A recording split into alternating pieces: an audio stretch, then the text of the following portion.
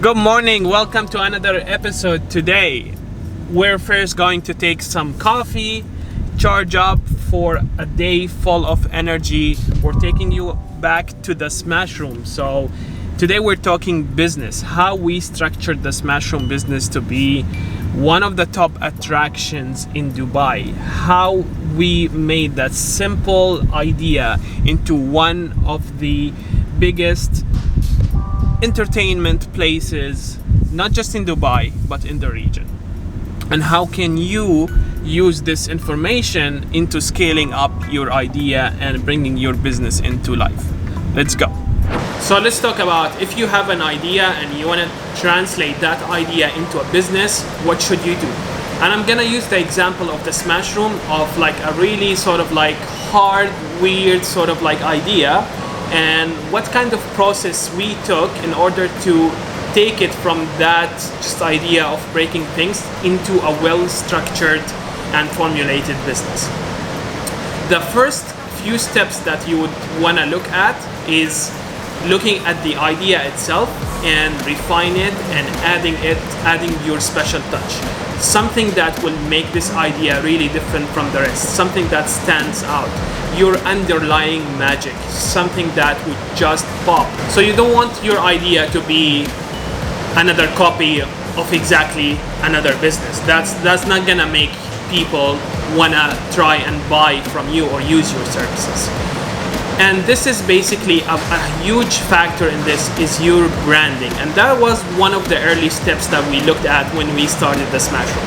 So we sat down, we agreed on the name, and we said, how would the brand should look like?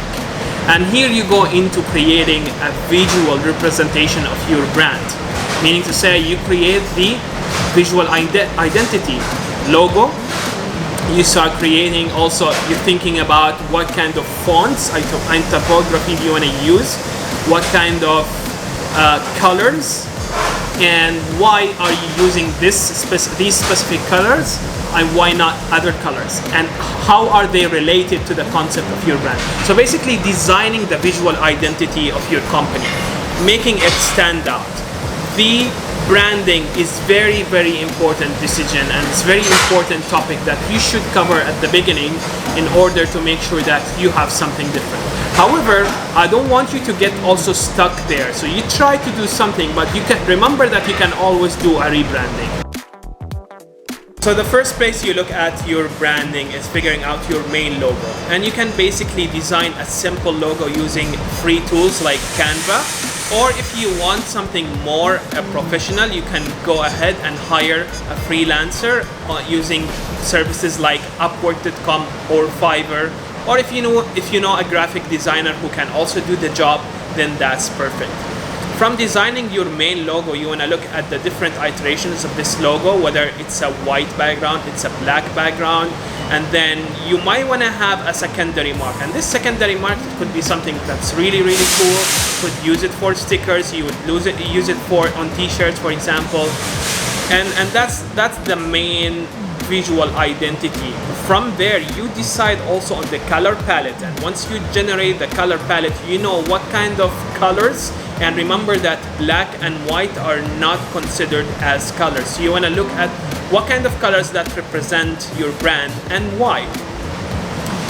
One other important element is the typography, or what kind of fonts you want to use for headlines, another font maybe for smaller subject lines, and a third font that could use for the body. And the font that you want to use for the body is definitely something that's easy to read and easy to look at. You could find lots of options on Google Fonts. When you start and now you figured out the name, you figured out the logo, you go out, and what you need to do is you need to buy your domain online, and you need to go and create social media accounts across the board. So what I would suggest is you go to each and every platform and create an account there, book your username there, have your logo out there, and your website, even if it is a landing page. Because at some point, when you define your marketing strategy, your social media strategy, you want to develop specific content for specific platforms. There are people who would, for example, use Pinterest only for research.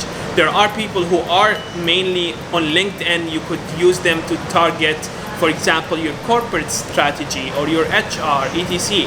You still need to be on Instagram, you need to be on TikTok these days, you need still to be, of course, on Facebook and YouTube. Now you've seen the journey of how the Smash Room has been translated from just an idea to be one of the top attractions in Dubai.